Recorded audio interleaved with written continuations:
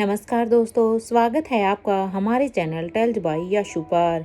यहाँ पर आपको मिलेंगी रोचक और सस्पेंसफुल कहानियाँ। अगर आपको यहाँ पर हमारी कहानियाँ पसंद आती हैं तो कृपया करके आप हमारी वीडियोस को लाइक करें, इसको अपने दोस्तों को साथ शेयर करें और साथ के साथ अपना कमेंट करना ना भूलें। अगर आप इस चैनल पर नए हैं तो कृपया करके इसे सब्सक्राइब भी करें। आपका ज़्यादा समय न लेते हुए चलो आज की कहानी को शुरू करते हैं।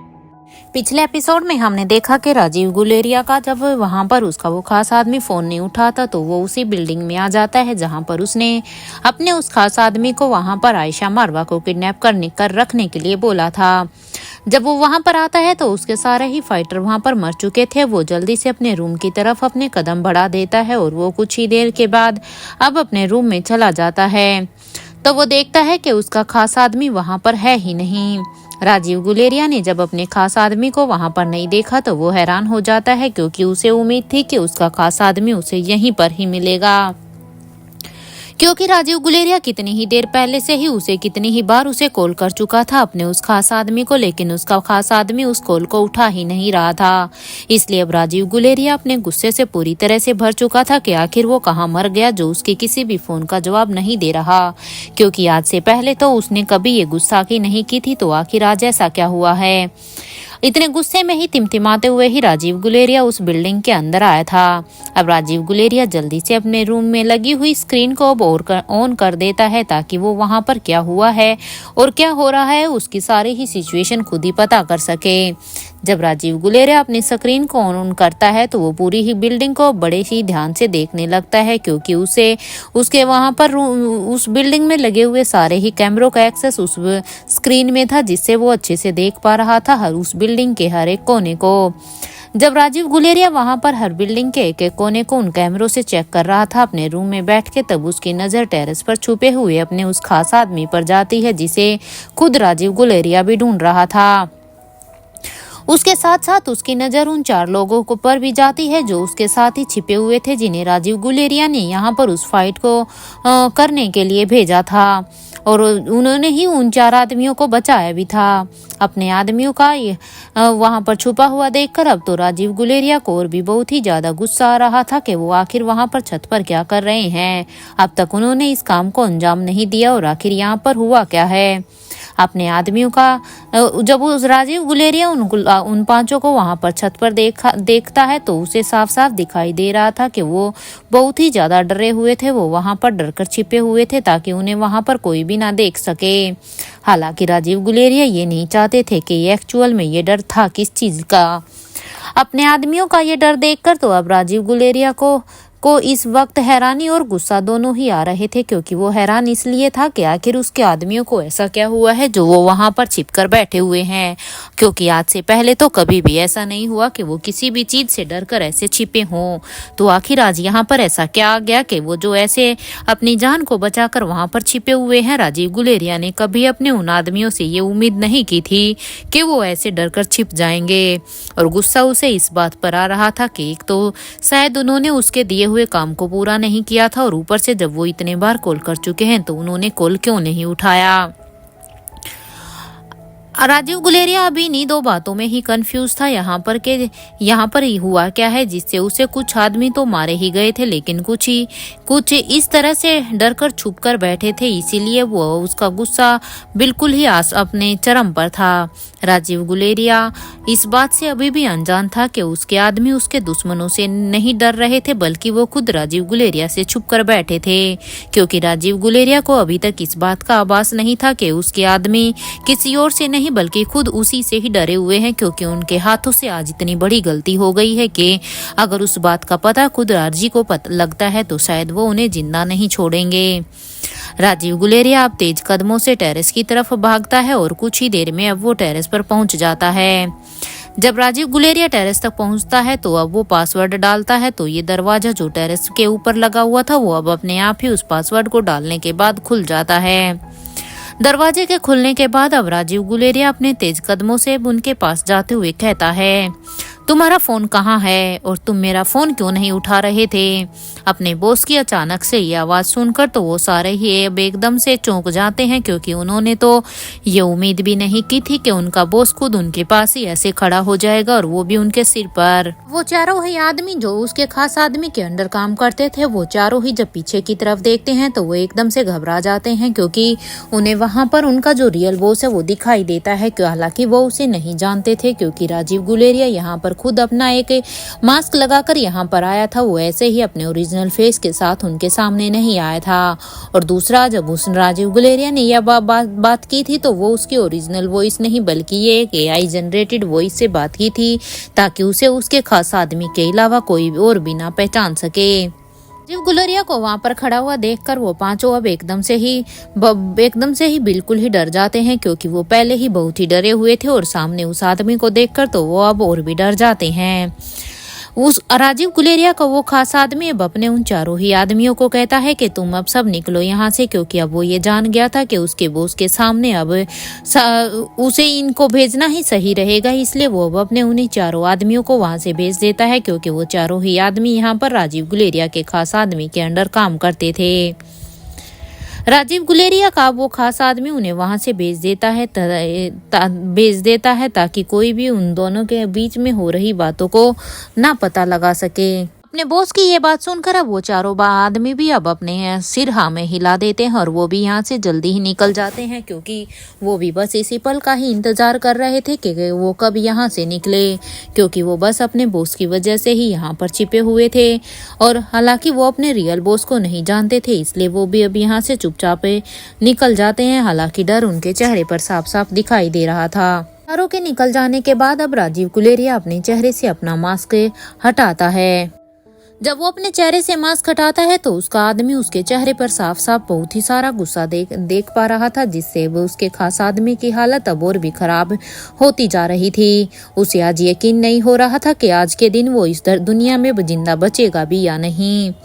राजीव जल्दी से अपने चेहरे के मास्क को हटाता है और अब सीधा ही अपने खास आदमी से कहता है कि क्या मैं जान सकता हूँ कि तुमने मुझे अब तक कोई वीडियो क्यों नहीं भेजा है, क्योंकि मैंने तुम्हें जो काम दिया था आयशा मारवा को किडनैप करने का, क्योंकि वहां से तो काम राजमहल से तो काम हो गया था, लेकिन यहाँ आने के बाद अब तक मेरे पास कोई भी वीडियो क्यों नहीं आई है।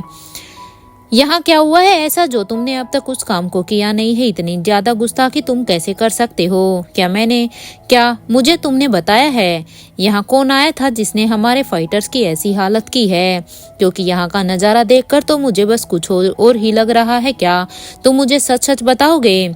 राजीव का गुस्सा देखते हुए वो आदमी कुछ बोलने ही वाला था कि तभी राजीव फिर से अपनी बात को आगे बढ़ाते हुए कहता है, क्या आयशा मारवा यहाँ से जा चुकी है? तो वो कौन था जिसने उसे यहाँ से छुड़ाया है? ऐसा कौन हो गया आयशा मारवा को छुड़ाने वाला जो उसे इतनी जल्दी यहाँ से छुड़ा कर ले गया? अपने बॉस के इतने ही सवालों को सुनकर तो अब उसका खास आदमी क्या ही बोलता, क्योंकि उसके पास तो किसी भी सवाल का कोई भी जवाब होते हुए भी उसके पास इतनी हिम्मत नहीं थी कि वो ये सारी बातें अपने बॉस को बता सके। क्योंकि आज जो जितनी बड़ी गलती उनसे हुई है, जब उसके बॉस को उस गलती का पता चलेगा तो पता नहीं उसका अंजाम क्या होगा। इसलिए वो चुपचाप खामोश होकर बस नीचे की तरफ देखने लगता है। आज उसकी हिम्मत अपने बॉस के चेहरे की तरफ भी देखने की नहीं हो रही थी। अपने खास आदमी को इस तरह से देखकर अब राजीव गुलेरिया कहता है कि मैं अपने रूम में जाकर ही चेक कर लेता हूँ। मुझे लगता है यहाँ तुम्हारे साथ तो दिमाग खराब करने से अच्छा है मैं खुद ही जाकर चेक कर लूँ, क्योंकि तुम्हारा तो मुंह आज छिल चुका है। शायद तुम तो आज कोई जवाब देना ही नहीं चाहते। राजीव गुलेरिया अपना इतना गुस्सा झाड़ते हुए ये कहते हैं और फिर वो जल्दी से टेरेस से नीचे जाने लगता है। यहाँ उसका खास आदमी के अंदर का डर अब और भी बढ़ जाता है, क्योंकि जैसे ही राजीव गुलेरिया ने कहा कि अब वो खुद ही चेक कर लेता है, तो अब ना तो वो अपने बॉस को रोक पा रहा था, और अगर उसके बॉस को सच्चाई पता चली तो क्या होगा। इसलिए अब उसका डर और भी बढ़ जाता है, लेकिन वो कुछ कहता नहीं है, बस अपने बॉस के नीचे जाते हुए ही उसे देखता रहता है। और अब वो भी धीरे धीरे अपने कदमों को राजीव गुलेरिया की तरफ बढ़ाने लगता है। आज उसके पैर वहां पर थर थर कांप रहे थे। आज उसे ऐसा लग रहा था जैसे वो अपने पैरों को रख तो आगे रहा है, लेकिन उसके पैर अपने आप ही पीछे की तरफ जा रहे हैं। उसके पैर आज थर-थर काँप रहे थे कि वो कैसे आज अपने बॉस का सामना करे। यहाँ अब तक राजीव गुलेरिया अपने रूम में आ जाते हैं। अपने रूम में आने के बाद वो अब अपने सिस्टम पर बैठ गया और उसने आज सुबह की सारी ही फुटेज को निकालना शुरू कर दिया। कुछ ही देर के बाद वहाँ पर मौजूद सारी ही फुटेज अब निकल चुकी थी। जब राजीव गुलेरिया ने उन सारी फुटेज को निकाला और फिर अब वो एक एक करके सुबह से लेकर अब तक की सारी ही फुटेज को देखने लगा कि तभी उसकी नजर अब गाड़ी से उतर रहे उसके खास आदमी पर गई, जो एक औरत को लेकर आ रहा था और कुछ ही देर में उसे एक रूम में बैठा दिया था। राजीव गुलेरिया अब तक यहाँ की सारी ही रिकॉर्डिंग को देख चुका था, जिसमें उसका खास आदमी जब यहाँ पर अंजलि मल्होत्रा के मुंह पर कपड़ा बांधकर उसे यहाँ पर लेकर आया था, उसमें साफ साफ उसे फुटेज में देखा जा रहा था कि उसके खास आदमी ने अपना काम तो किया है, क्योंकि वो एक औरत को यहाँ पर लेकर तो आया है और उसने खुद अपने हाथों से ही उसे यहाँ पर चेयर पर बैठाकर उसको बांध दिया था। लेकिन जब राजीव गुलेरिया देखता है कि थोड़ी ही देर के बाद राजीव ने जो देखा वो देखकर तो उसके एकदम से ही होश ही उड़ गए थे, क्योंकि उसने ये तो कभी भी एक्सपेक्ट नहीं किया था कि कुछ ऐसा होगा। क्योंकि राजीव गुलेरिया को भी नहीं पता था कि जिस औरत को उसका आदमी लेकर आया है वो सच में आयशा मारवा थी या नहीं। लेकिन जब उसने अंदर आगे की फुटेज को देखी तो वो फटी हुई आंखों से बस अब अपने सामने की ही स्क्रीन पर देख रहा था। कुछ देर में जब राजीव गुलेरिया को अंजलि की चीखें सुनाई दी तो उसने अपने दोनों हाथों से अपने कानों को बंद कर लिया, क्योंकि उस वीडियो को देखकर राजीव गुलेरिया को ऐसे लग रहा था जैसे वो रियल वाली चीखें अभी भी राजीव गुलेरिया के कानों में ही गूंज रही है, जिसे क्योंकि अंजलि की इन चीखों को सुनकर राजीव गुलेरिया इतना डर जाता है कि वो अपने कानों पर ही अपने हाथ रख लेता है, क्योंकि उसकी चीखों को वो अब सुन नहीं पा रहा था, जो इस रिकॉर्डिंग में ऐड हो चुकी थी। और अब उसने अपनी आंखें भी एकदम से ही बंद कर ली थी, क्योंकि वो अंजलि की हालत जो यहाँ पर उसके उस आदमी ने की थी वो अब ना तो उसकी चीखों को सुन पा रहा था और ना ही उसकी उस हालत को देख पा रहा था। उसको देखकर अब ऐसा लग रहा था कि जो वो सामने देख रहा है वो अब उसके बर्दाश्त से ही बाहर हो गया था। अपने बॉस की एकदम से ये हालत देखकर अब उसका खास आदमी को अपने बॉस के लिए बहुत ही बुरा भी लग रहा था, लेकिन अब वो खुद के लिए भी बहुत डर लग रहा था। वो अब अपने मन में यही सोच रहा था कि अगर एक बार उसने वो काला कपड़ा हटाकर अगर उस औरत का चेहरा देख लिया होता उस समय, तो वो अब अपने आदमी को ऐसा कोई भी इंस्ट्रक्शन नहीं देता, क्योंकि वो जानता था कि आज उसकी ये छोटी सी लापरवाही अंजलि मल्होत्रा की जान भी ले सकती थी। हालांकि उस आदमी को ये भी कंफर्म नहीं था कि इस वक्त अंजलि मल्होत्रा जिंदा भी थी या नहीं, क्योंकि इससे पहले राजीव गुलेरिया का वो खास आदमी जब अंजलि मल्होत्रा की उस हालत को देखने के लिए उसे उठाने के लिए हॉस्पिटल ले जाने की सोच ही रहा था, तभी ही वहां पर रानी आलिशा, मयूर और आकाश गुलेरिया वो सब उन्हें वहां पर बचाने के लिए आ गए थे। इसलिए वो वहां पर अंजलि को वहां पर देख भी नहीं पाया कि वो इस हालत में जिंदा भी थी या मर गई। उसे तो अभी इस बात का भी पता नहीं था कि आखिर वो अब अपने बॉस को क्या ही जवाब दे। वो अभी उसका खास आदमी अभी अपने इन्हीं ख्यालों में ही था कि तभी उसकी नजर अब अपने सामने अपने बैठे हुए बॉस पर जाती है, तो वो देखता है कि उसका बॉस अभी भी अपनी आंखें बंद कर के बैठा हुआ था। शायद वो खून से लथपथ अंजलि को देख नहीं पा रहा था, इसलिए वो ऐसे बैठा हुआ था। कुछ ही देर में राजीव गुलेरिया ने अब गुस्से में अपनी आंखें खोलते हुए कहा कि कहाँ है वो आदमी जिसने अंजलि का ये हाल किया है। राजीव गुलेरिया के इस सवाल पर अब उसका खास आदमी कहता है कि वो तो पहले ही कब का मर चुका है। अपने खास आदमी की ये बात सुनकर अब राजीव गुलेरिया हैरानी से उसे देखता है कि तभी उसका खास आदमी कहता है कि आप एक बार आगे की फुटेज तो देख लीजिए। अपने खास आदमी की ये बात सुनकर राजीव गुलेरिया अब उसके कहे अनुसार अब आगे की फुटेज देखने लगता है, तो वो सारी ही फुटेज को देखने के बाद कहता है कि अच्छा ही हुआ कि उस खास आदमी को इस फाइटर ने मार गिराया, नहीं तो उसकी मौत तो आज मेरे हाथों से निश्चित थी। अच्छा हुआ वो पहले ही मर गया, नहीं तो आज मैं उसे ऐसी मौत मारता कि वो भी क्या याद रखता। मैं उसे वही मौत देता जो उसने उसे जख्म दिया है। ये कहते हुए ही अब राजीव गुलेरिया अपनी जगह से एकदम से उठ खड़ा होता है और अब वो अपने खास आदमी को एक जोर का थप्पड़ जड़ देता है। राजीव गुलेरिया के थप्पड़ से वो आदमी तो वहीं पर ही गिर गया था, लेकिन वो जानता था कि उसने आज जो गलती की है ये थप्पड़ तो उसकी सजा के रूप में बहुत ही कम है। राजीव गुलेरिया अब अपने खास आदमी को थप्पड़ मारकर वहां से चला जाता है और अब वो जल्दी से अपनी गाड़ी में बैठकर सीधे ही राजमहल के लिए निकल जाता है। अपने बॉस को इस तरह से जाते हुए देखकर अब वो आदमी समझ जाता है कि आखिर आज उसका बॉस कहाँ गया होगा। वहां दूसरी तरफ अब तक राजमहल में बड़ी रानी के भाई को भी पता चल गया था कि उससे क्या गलती हो गई है, क्योंकि अब तक वो भी जान गया था कि उसे यहाँ पर आयशा मारवा को किडनैप करना था, लेकिन उसने तो यहाँ पर अंजलि मल्होत्रा को ही किडनैप कर लिया था। अब वो अपने ही रूम में इधर उधर चक्कर लगा रहा था।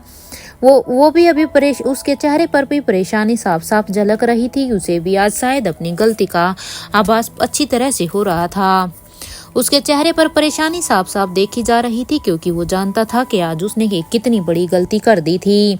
बड़ी रानी के भाई तो ये भी जानते थे कि अंजलि राजीव गुलेरिया के लिए क्या मायने रखती थी, और आज उसी की वजह से अंजलि का क्या हाल हो गया है।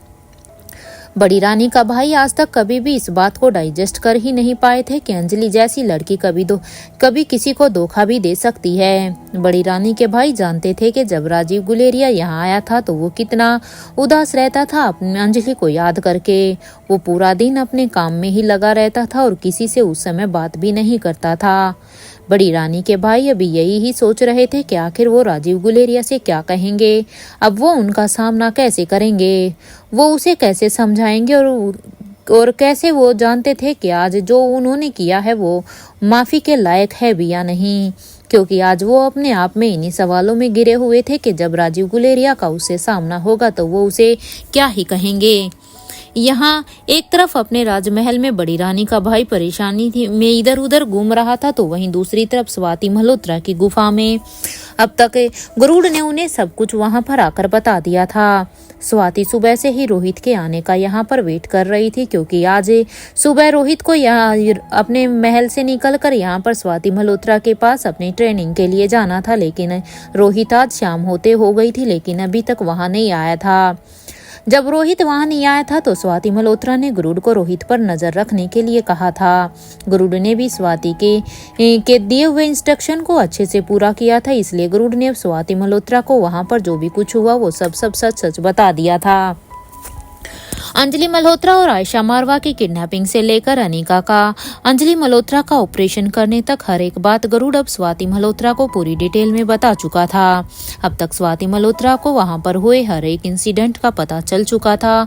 अंजलि जल्दी से इसलिए अब स्वाति मल्होत्रा अब जल्दी से अपने सिस्टम पर गई और वो जल्दी से ही अब एनी की लोकेशन को ट्रेस करने लगी। कुछ ही देर में अब स्वाति अब वो देखने लगी थी जो वहां पर एनी अपने सामने देख रही थी, क्योंकि एनी अभी भी वहां पर अंजलि के वार्ड में ही थी, जहां पर वो सिर्फ अंजलि को ही ध्यान से देखे जा रही थी। वहां रोहित के पैलेस में एनी अभी भी अंजलि मल्होत्रा को ही ऑब्जर्व कर रही थी, और एनी के जरिए ही अब स्वाति मल्होत्रा अपनी गुफा में बैठी बैठी वहां पर जो भी कुछ हो रहा था वो सब देख पा रही थी। आज से पहले स्वाति मल्होत्रा ने कभी भी अंजलि को ऐसे इस अवस्था में नहीं देखा था। बेड पर लेटी हुई अंजलि को देखकर आज स्वाति मल्होत्रा की आंखों से अपने आप ही आंसू बहने लगे थे। स्वाति मल्होत्रा हमेशा से ही कहती थी कि स्वाति के होते हुए अंजलि को फाइट से सीखने की क्या ही जरूरत है, क्योंकि जब तक स्वाति मल्होत्रा है तब तक अंजलि को वो खुद ही प्रोटेक्ट कर देगी। उस समय अपने कॉलेज को दिनों में स्वाति मल्होत्रा बड़े ही गरूर के साथ कहा करती थी कि जब तक स्वाति है तब तक अंजलि को ये फाइट सीखने की जरूरत नहीं है, क्योंकि अंजलि का भी खुद ये ऐसी फाइट सीखने का कोई भी मन नहीं था। उसे इन सब चीजों से बड़ा डर लगता था। लेकिन आज जब अंजलि मल्होत्रा को जो उसकी फ्रेंड की सबसे ज्यादा जरूरत थी, तो स्वाति को तो इस बात का पता भी नहीं चला, नहीं तो वो अपनी फ्रेंड का ऐसा हाल बिल्कुल भी नहीं होने देती। स्वाति ने एनी के जरिए ही अब वहां पर अंजलि को ऑब्जर्व कर लिया था, और उसे अपनी बेटी पर काफी प्राउड भी फील हो रहा था कि उसकी बेटी एक बेहतरीन डॉक्टर है, क्योंकि अनिका ने काफी ही अच्छे तरीके से अंजलि मल्होत्रा का वहां पर ऑपरेशन किया था। लेकिन यहाँ पर स्वाति मल्होत्रा को एक बात का बड़ा ही डर था कि क्या अंजलि के हाथ पहले की ही तरह ही अब काम कर पाएंगे, और उसके पैरों का क्या वो पहले की तरह फिर से अपने पैरों पर खड़ी हो पाएगी या नहीं। भले ही स्वाति मल्होत्रा ये जानती थी कि अनिका ने खुद मयूर को उसके पैरों पर खड़ा किया था, क्योंकि कुछ साल पहले मयूर का भी तो हाल कुछ ऐसा ही था, लेकिन स्वाति मल्होत्रा ये भी जानती थी कि उसकी बेटी अनिका अंजलि को भी कुछ नहीं होने देगी। उसे अपनी बेटी पर आज इतना विश्वास और इतना प्राउड फील हो रहा था कि अनिका उसकी बेटी है। ये सोचते हुए ही अब स्वाति अब चैन की सांस लेती है कि अनिका उसकी फ्रेंड को अच्छे से संभाल लेगी, उसका अच्छे से ट्रीटमेंट करेगी। वहां अब तक राजीव गुलेरिया भी अब तक राजमहल में पहुंच ही गया था और वो जल्दी से राजमहल के अंदर जाकर अब अपनी गाड़ी को पार्क करने लगा और फिर वो तेजी से अपने कदमों के साथ अब वो राजमहल के अंदर आ गया और फिर सामने एक सर्वेंट से पूछा कि तुम्हारे मालिक कहाँ है। राजीव गुलेरिया की ये बात सुनकर अब उस सर्वेंट ने कहा कि वो अपने रूम में ही हैं। ये सुनते ही राजीव गुलेरिया अब बड़ी रानी के भाई के रूम की तरफ दौड़कर जाने लगता है। हालांकि उस सर्वेंट उसे रोकने की कोशिश करता है, लेकिन कई बार उसने उसे राजीव गुलेरिया को वहां पर कई बार आते जाते देखा था, इसलिए अब उसकी ज्यादा उन्हें रोकने की हिम्मत नहीं हुई और वो क्योंकि उन्हें भी उनके चेहरे पर गुस्सा साफ साफ दिखाई दे रहा था और वो जानते थे कि ये यहाँ पर बड़ी रानी के भाई से ही मिलने के लिए आते हैं, इसलिए उसकी भी उन्हें रोकने की अब हिम्मत नहीं हुई।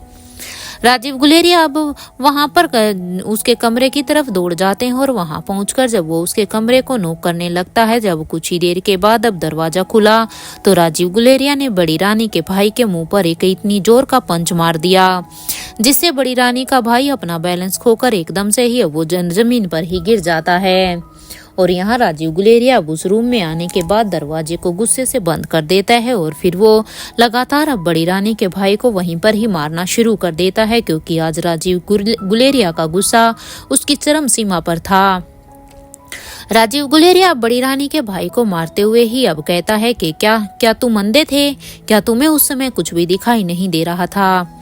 अरे क्या तुम्हें ये भी दिखाई नहीं दे रहा कि तुम क्या कर रहे हो? तुम किसे किडनैप कर रहे हो? तुम्हें दिखाई नहीं देता? ऐसा भी तो नहीं था ना कि तुमने अंजलि को और आयशा मारवा को देखा ही नहीं था। ये कहते हुए ही अब राजीव गुलेरिया कहता है कि तुम्हारी हिम्मत कैसे हुई? मेरी अंजलि को किडनैप करने की तुम्हारी हिम्मत कैसी हुई? अगर तुम अंजलि को किडनैप नहीं करते तो आज अंजलि की ये हालत ही नहीं होती। ये कहते हुए ही अब राजीव गुलेरिया बड़ी रानी के भाई का अब गला दबाने लगता है। तो वहीं दूसरी तरफ बड़ी रानी का भाई अब कहता है कि राजीव आरजी बस एक बार मेरी बात तो सुन ले यार, तुम खुद ही सोचो, क्या मैं नहीं जानता हूँ कि अंजलि तुम्हारे लिए क्या मायने रखती है? कम से कम पहले मुझे मेरी बात तो रखने का मौका दो। तुम ये सोचो, मैं जानबूझकर थोड़ी ना अंजलि को आयशा मारवा की जगह क्यों भेजूंगा? मैं तुम्हारा दोस्त हूँ यार, ऐसा क्यों करूंगा मैं? तुम्हें भी तो अच्छी तरह से पता है ना कि क्या मैं अंजलि को नहीं जानता था क्या? बड़ी रानी के भाई की बात को सुनकर अब राजीव ने अपने हाथों की पकड़ थोड़ी सी लूज कर दी थी, तभी बड़ी रानी के भाई ने खुद को राजीव के हाथों से छुड़ा लिया और अब वो राजीव से थोड़ा सा दूर होते हुए पहले वो अपने आप को नॉर्मल फील करता है, क्योंकि जिस तरह से राजीव गुलेरिया ने उसके सामने आते ही उसके ऊपर अपने मुंह के और हाथों की बारिश शुरू कर दी थी, उससे वो अपने आप को संभाल ही नहीं पाया कि तभी राजीव गुलेरिया ने उसके कॉलर को पकड़ लिया था, जिससे उसका दम भी घुटने लगा था। इसलिए अब उसके हाथों से छूटकर अब वो थोड़ा सा रिलैक्स फील करता है। अब वो वहां पर एक साइड खड़े होकर बोलता है कि कितनी बार कहा है कि गुस्से से काम मत किया करो, देख अब तुम्हारा गुस्सा। और एक बात बताओ, क्या मैं नहीं जानता हूँ कि तुम इतने सालों बाद भी अंजलि से ही प्यार करते हो? क्या अब तक मैं इस बात को नहीं जानता क्या? यार हमें कितने साल हो चुके हैं एक दूसरे को जानते हुए। क्या तुम भूल गए हो कि सिर्फ तुम्हारे लिए ही सालों पहले मैंने अंजलि मल्होत्रा को किडनैप करके तुम्हारे ही पास लेकर आया था और वो तुम्हारा भाई अंजलि को पूरे इंडिया में ही ढूंढ कर थक गया था, लेकिन तुम्हें क्या भूत सवार हो गया था कि तुमने अंजलि को वापस छोड़ दिया था? तुम्हें याद है ना, उस वक्त शीला ने भी अंजलि के चेहरे पर उंगली उठाई, अंजलि के कैरेक्टर पर उंगली उठाई थी। बड़ी रानी के भाई की ये बात सुनकर अब राजीव कहता है कि मैं कभी भी अंजलि को जबरदस्ती अपने पास नहीं रखना चाहता था। अगर उस समय मुझे अंजलि में 1% भी उम्मीद नजर आती कि वो मेरे साथ रहना चाहती है तो मैं उसे डेफिनेटली अपने पास रखता, लेकिन उसकी मर्जी के बिना मैं उसे बिल्कुल भी अपने पास नहीं रखना चाहता था। पता नहीं क्यों मेरा दिल दमयंती, शीला और सौम्या की बात को नकार देता है। भले ही वो लोग मुझे कुछ भी क्यों ना कहते आ रहे हों, लेकिन मेरा दिल इस बात को कभी भी एक्सेप्ट नहीं कर सकता कि अंजलि धोखेबाज थी। राजीव की ये बात सुनकर अब बड़ी रानी का भाई कहता है कि यार, विश्वास तो मुझे भी नहीं है कि अंजलि तुझे धोखा दे सकती है, लेकिन तू खुद सोच कि आकाश तो करण और अंजलि का ही बेटा है ना। बड़ी रानी के भाई की बात को सुनकर अब राजीव गुलेरिया कहता है कि मुझे नहीं पता ये सच है या नहीं, मैं इस बात को नहीं मानता। ये कहते हुए ही अब राजीव गुलेरिया उस रूम में बने हुए जाकर सोफे पर बैठ जाता है। अब वो अपने दोनों ही हाथों से अपने चेहरे को ढक लेता है। वो अपने चेहरे के आगे अपने दोनों हाथों को करके बैठ जाता है, क्योंकि आज उसे कुछ भी समझ नहीं आ रहा था। आज एक ही पल में उसकी पूरी की पूरी दुनिया ही हिल चुकी थी। यहाँ बड़ी रानी का भाई अब खुद को संभालते हुए ही अब धीरे धीरे राजीव गुलेरिया के पास आ रहे थे, और फिर उन्हें उनके पास आते हुए काफी डर भी लग रहा था कि कहीं राजीव दोबारा से उनके ऊपर हमला ना कर दे। जब वो राजीव गुलेरिया के पास जा रहे थे तभी उनके कानों में फिर से राजीव गुलेरिया की आवाज आई, तुम पहले मेडिकल फ्लोर पर जाओ और अपना इलाज करवाओ, क्योंकि तुम्हें अभी इलाज की जरूरत है। क्योंकि राजीव गुलेरिया ने एकदम से बड़ी रानी के भाई पर ऐसा हमला किया था कि वो भी अभी जख्मी हो चुके थे। आरजी की ये बात सुनकर अब बड़ी रानी का भाई कहता है कि वो बाद में, पहले मुझे ये बताओ कि अंजलि ठीक तो है ना। बड़ी रानी के भाई के इस सवाल पर अब राजीव कहता है कि पता नहीं, अगर मेरे खास आदमी ने उसे आदमी को रोका नहीं होता ना, तो आज अंजलि वहाँ अपना दम ही तोड़ देती, और इसके लिए मैं खुद भी कभी खुद को माफ नहीं कर पाऊंगा। इवन मुझे तो अभी तक ये नहीं पता कि अंजलि कैसी है, वो जिंदा भी है या। इतना कहने के बाद अब राजीव जो अपने आप को वहीं पर ही रोक लेता है। आरजी की ये बात सुनकर अब बड़ी रानी का भाई अपने हाथ को आरजी के कंधे पर रखते हुए कहता है, वो फाइटर कौन थी जिसने उस आदमी को इतना तड़पा कर मारा, जिसने अंजलि को टॉर्चर किया था। बड़ी रानी के भाई के इस सवाल पर अब आरजी कहता है कि मुझे पता नहीं है, लेकिन एक बात ये भी है कि अगर उस फाइटर ने मेरे उस आदमी को नहीं मारा होता ना, तो मैं खुद भी उसे आज उतना ही तड़पा कर मारता जिस तरह से उसने मेरी अंजलि को ऐसे मरी हुई हालत में किया है। जैसे उस फाइटर ने उसे मारा है, मैं उसे उससे भी बदतर मौत देता। राजीव की ये बात सुनकर बड़ी रानी का भाई कहता है कि यार, ऐसे फाइटर की जरूरत तो हमारी टीम में है, क्या तुमने उसकी फाइटिंग स्किल्स देखी? बड़ी रानी के भाई की ये बात सुनकर राजीव कहता है कि पहले अपना इलाज कराओ जाकर, उसके बाद बात करना। राजीव की ये बात सुनकर अब बड़ी रानी का भाई कहता है, तुम यहीं रुको, मैं बस अभी आता हूँ। ये कहते हुए ही वो आरजी को वहीं पर रूम में ही अकेला छोड़कर फिर मेडिकल फ्लोर पर चला जाता है, और कुछ ही देर में वहां पहुंचकर अब वो डॉक्टर से कहता है कि मैं एक बार मेरे जख्मों को थोड़ा ध्यान से देखो और इनका ट्रीटमेंट करो। बड़ी रानी के भाई की ये बात सुनकर डॉक्टर उन्हें हैरानी से देखते हुए कहता है, सर आपको चोट कैसे लगी? क्या पर किसी ने अटैक किया है क्या? क्योंकि डॉक्टर भी इस बात से हैरान थे कि राजमहल में इतनी सिक्योरिटी होने के बाद भी भला कोई उन पर कैसे हमला कर सकता है। हालांकि डॉक्टर ने ये बात बड़े ही डरते हुए कही थी, क्योंकि वो बड़ी रानी के भाई से ज्यादा सवाल जवाब भी नहीं कर सकते थे। ये कहने के बाद वो डॉक्टर अब बड़ी रानी के भाई को ही देख रहा था। जब उसने देखा कि बड़ी रानी का भाई उन्हें कोई भी जवाब नहीं दे रहा है, तो वो भी अब खामोश हो जाता है, क्योंकि अब उससे ज्यादा उनकी कुछ पूछने की हिम्मत नहीं हुई, क्योंकि उन्हें अच्छी तरह से पता था कि वो किससे सवाल जवाब कर रहे थे।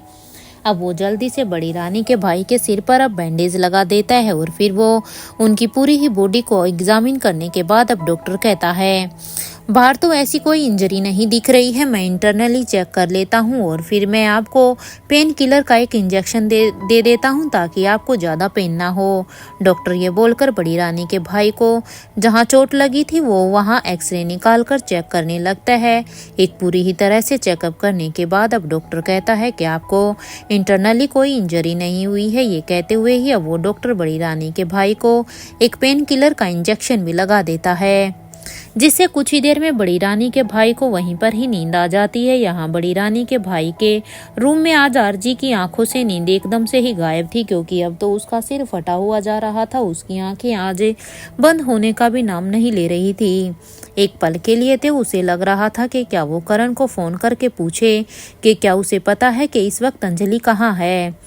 राजीव गुलेरिया की आंखों में नींद गायब थी। आज उसे सिर्फ अंजलि की ही चिंता हो रही थी। अगर राजीव गुलेरिया का बस चले तो वो अपने उस आदमी को दोबारा से जिंदा करता और उसकी हड्डियां भी वैसे ही तोड़ता जैसे उसने अंजलि की आज तोड़ी हैं।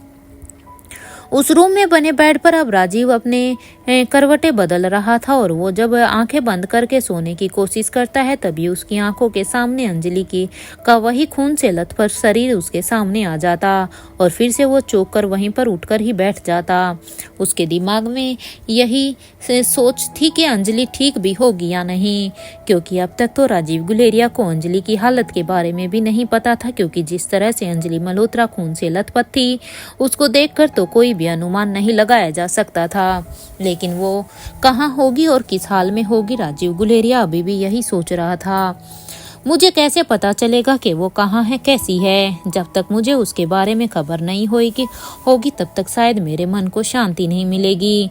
मुझे इस वक्त कुछ समझ नहीं आ रहा है कि मैं क्या करूं कि मुझे पता चल जाए कि वो कैसी है। यहाँ आरजी के दिमाग में अंजलि को लेकर न जाने कैसे कैसे ख्याल आ रहे थे।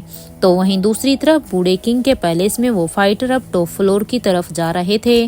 कुछ ही देर में वो वहां पर पहुंचने के बाद अब वो फाइटर देखते हैं कि वहां पर खड़ा हुआ स्टैचू अब किंग के कमरे के बाहर ही खड़ी हुई थी। वो फाइटर अब जल्दी से स्टैचू के पास जाते हैं और फिर वो स्टैचू से कहते हैं हमें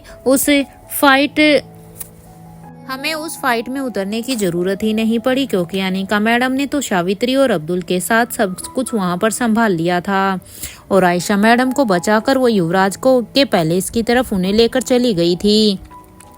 ये सुनते ही अब स्टैचू ने सवाल किया कि कौन से पैलेस में, किंग वाले पैलेस में या फिर उस पैलेस में जहां पर युवराज अपने फैमिली के साथ रहते हैं। स्टैचू की इस बात को सुनकर अब वो फाइटर कहता है कि उसी पैलेस में जहां पर युवराज अपनी फैमिली के साथ रहते हैं। उन फाइटर की बात को सुनकर अब वो स्टैचू कहती है कि ठीक है, अब आप सब यहाँ से जाइए। स्टैचू की बात को सुनकर अब वो सभी भी वहां से हाँ में अपना सिर हिला देते हैं और फिर वो सभी वहां टॉप फ्लोर से नीचे की तरफ जाने लगते हैं, क्योंकि आज ये फाइटर वही थे जो यहाँ पर अनिका को लेने के लिए आए थे, क्योंकि आज अनिका को भी तो किंग के पैलेस में वापिस अपनी फाइटिंग स्किल्स को इम्प्रूव करने के लिए पहुंचना था। इसलिए ये लोग भी वहां पर कॉलेज के लिए ही निकल रहे थे। उनकी यहाँ पर इनके ऊपर पूरी ही नजर थी, लेकिन जब इन्होंने यहाँ पर मामले को गड़बड़ाते हुए देखा तो तब इन्हें अंदाजा हो गया था कि यहाँ पर क्या होने वाला है। इसलिए ये फाइटर इन फाइटरों की उनके ऊपर पूरी ही निगरानी थी। लेकिन जब उन्होंने देखा कि अनिका ने यहाँ पर आयशा मारवा को और सभी को सकुशल वापिस से अपने महल में भिजवा दिया है, वो आयशा मारवा को बचा लेती है, तो वो इसलिए वो लोग यहाँ पर उस फाइट में नहीं उतरते और वो फिर चुपचाप से किंग के पैलेस में वापिस से आ जाते हैं और वहां पर हर एक बात को वो स्टैचू को बताते हैं, ताकि वो स्टैचू भी अब किंग तक इस बात को पहुंचा दे।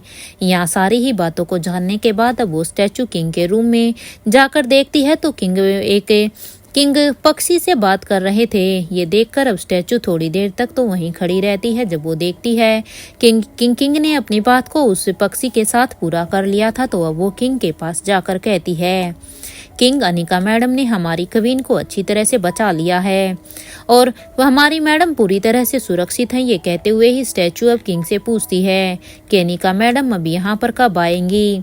स्टैचू के इस सवाल पर अब किंग कहते हैं कि अब वो तभी यहाँ पर आएगी जब मैं चाहूँगा। किंग की ये बात सुनकर अब स्टैचू कहती है किंग, अब तो हमारी क्वीन सेफ है, तो आप खुश नहीं हैं क्या? स्टैचू की इस बात को सुनकर अब किंग कहते हैं कि ऐसी कोई भी बात नहीं है, बस यही सोच रहा हूँ कि कभी कभी इंसान दूसरों को तकलीफ देने के चक्कर में वो अपना ही नुकसान कर देता है और उसे पता भी नहीं चलता कि उसने किया क्या है। ये कहते हुए ही किंग अब स्टैचू से कहते हैं कि एनीवे तुम जाकर अपना काम करो। किंग की ये बात सुनकर अब स्टैचू भी वहां से चली जाती है और यहाँ किंग अब फिर से अपनी एक गहरी सोच में चले जाते हैं।